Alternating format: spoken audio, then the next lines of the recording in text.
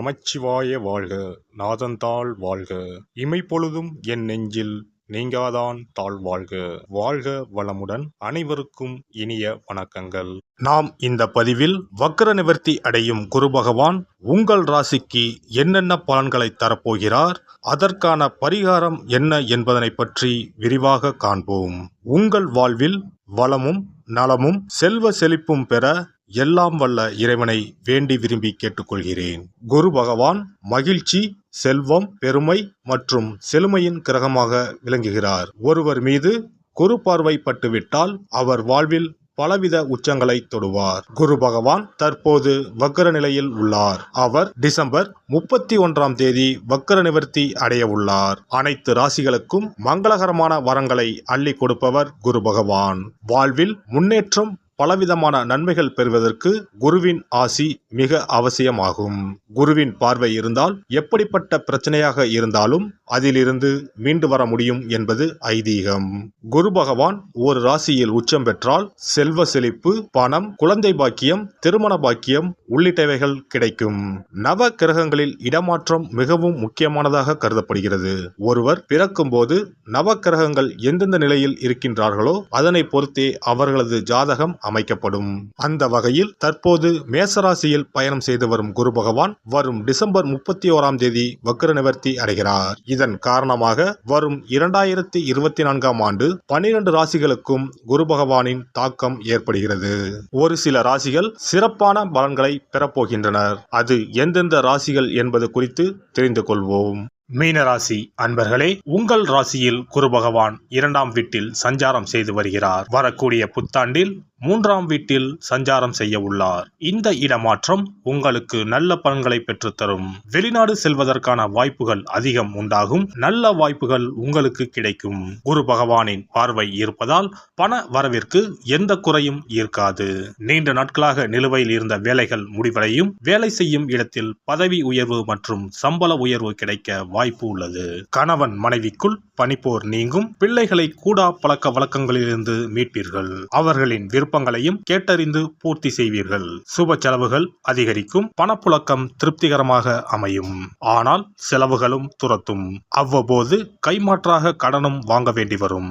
கொடுத்த வாக்கை காப்பாற்ற போராட வேண்டியது இருக்கும். பேச்சால் பிரச்சனை, பார்வை கோளாறு வரக்கூடும். தந்தைக்கு ஆரோக்கியத்தில் சிறு குறைகள் அசதி வந்து நீங்கும். அனாவசிய செலவுகளை தவிர்க்க பாருங்கள். திருமண சுப காரியங்களுக்கான முயற்சிகளில் அனுகூலம் ஏற்படும். உணவு விஷயத்தில் கட்டுப்பாடுடன் இருப்பது, இயற்கை உணவுகளை உட்கொள்வது உடல் நலத்திற்கு நல்லது. தேவையற்ற வாக்குவாதங்களை தவிர்ப்பது, பேச்சில் நிதானத்தை கடைபிடிப்பது உத்தமம். உங்கள் குடும்ப விஷயங்களை மற்றவர்களிடம் பகிர்ந்து கொள்ளாமல் இருப்பது மூலம் வீண் பிரச்சனைகளை தவிர்க்க முடியும். ஆரோக்கியத்தில் சிறு சிறு பாதிப்புகள் ஏற்பட்டாலும் எதிலும் சுறுசுறுப்பாக செயல்படுவீர்கள். செய்யும் தொழிலில் இருந்த தேக்க நிலை மாறி நல்ல வாய்ப்புகள் கிடைக்கும். கூட்டாளிகளையும் தொழிலாளர்களையும் அனுசரித்து நடந்து கொண்டால் ஓரளவுக்கு அபிவிருத்தியை பெருக்கிக் கொள்ள முடியும். போட்டி பொறாமைகளை சமாளித்து உங்களின் தனித்திறனால் ஏற்றங்களை பெறக்கூடிய ஆற்றலை பெறுவீர்கள். புதிய யுக்திகளை பயன்படுத்தி சமுதாயத்தில் நல்ல நிலையை அடையும் வாய்ப்பு உண்டு. கொடுக்கல் வாங்கல் போன்றவற்றில் பெரிய தொகைகளை ஈடுபடுத்தும் போது சற்று கவனத்துடன் செயல்பட்டால் லாபகரமான பலன்களை பெறலாம். திருமணமானவர்களுக்கு மகிழ்ச்சியான செய்திகள் கிடைக்கும். இதுவரை மனதளவில் இருந்து வந்த குழப்பங்கள் யாவும் நீங்கி புத்துணர்ச்சியும் தெளிவும் பிறக்கும். குடும்பத்துடன் இணைய நினைத்தவர்களுக்கு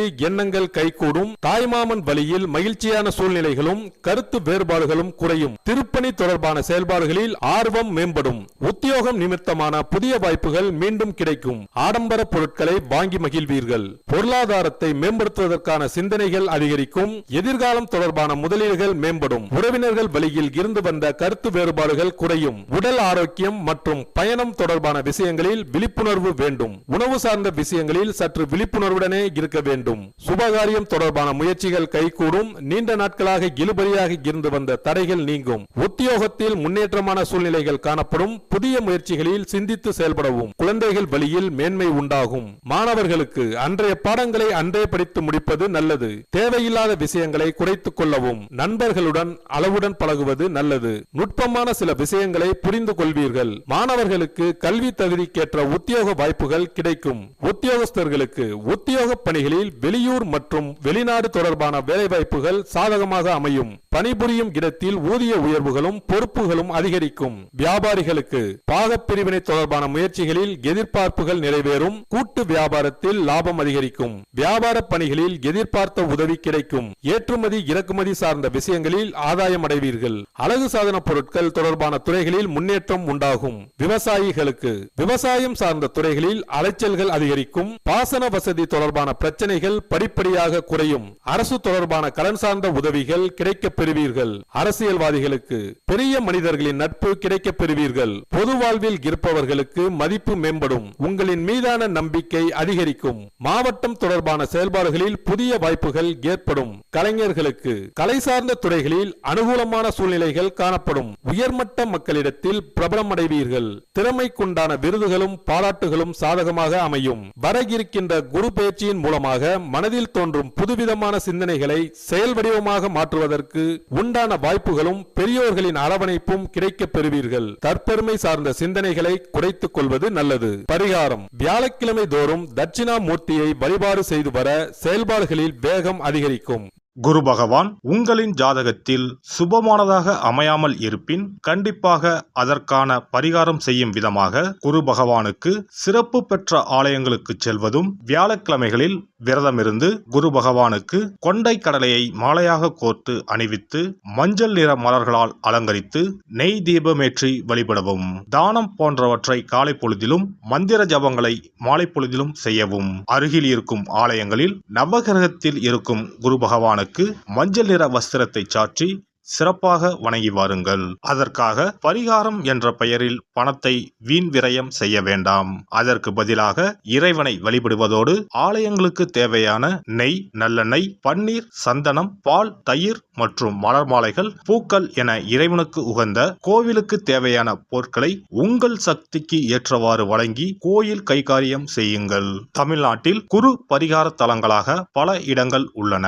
இவற்றில் கும்பகோணம் அருகே உள்ள ஆலங்குடி குருஸ்தலமாகும். தஞ்சாவூர் மாவட்டம் திட்டை, மதுரை மாவட்டம் சோழவந்தான் அருகில் உள்ள குருவித்துறை, சிவகங்கை மாவட்டம் காரைக்குடி அருகில் உள்ள பட்டமங்கலம் உள்ளிட்ட ஆலயங்களில் பரிகார பூஜைகள் செய்து வழிபடலாம். நவ திருப்பதிகளில் ஒன்றான ஆழ்வார் திருநகரி குருஸ்தலமாகும். அங்கும் வழிபாடு செய்யலாம். திருச்செந்தூரில் முருகப்பெருமான் குரு வடிவாகவே அருள் புரிகிறார். சூரசம்ஹாரம் செய்த பின்பு முருகப்பெருமான் அந்த தோஷத்தை போக்குவதற்காக திருச்செந்தூரில் சிவபெருமானை பூஜித்தார். குருவருள் பெற திருச்செந்தூருக்கு செல்லுங்கள். இவை தவிர சிவன் கோவில்களில் தட்சிணாமூர்த்திக்கு வியாழக்கிழமை தினத்தன்று சிறப்பு வழிபாடுகள் செய்வதன் மூலமும் குருவின் அருளை பெறலாம். குரு பகவானுக்கு இனிப்பு என்றால் மிகவும் பிடிக்கும். அதனால் வியாழக்கிழமை விரதம் இருந்து இனிப்பு செய்து அவருக்கு படையலாக வைத்தால் அவரின் பார்வை நம் மீது திரும்பும் என்பது ஐதீகம். எல்லாம் வல்ல இறையருளால் நீங்களும் உங்கள் அன்பு குடும்பமும் உடல் நலம், நீலாயுள், நிறை செல்வம், உயர் புகழ், மெய்ஞானம் ஓங்கி வாழ்க வளமுடன். இந்த வீடியோ உங்களுக்கு பிடிச்சிருந்தா லைக் பண்ணுங்க, ஷேர் பண்ணுங்க அண்ட் சப்ஸ்கிரைப் பண்ணுங்க. பக்கத்துல இருக்க பெல் ஐகானை கிளிக் பண்ணுங்க. நன்றி, வணக்கம், வாழ்க வளமுடன்.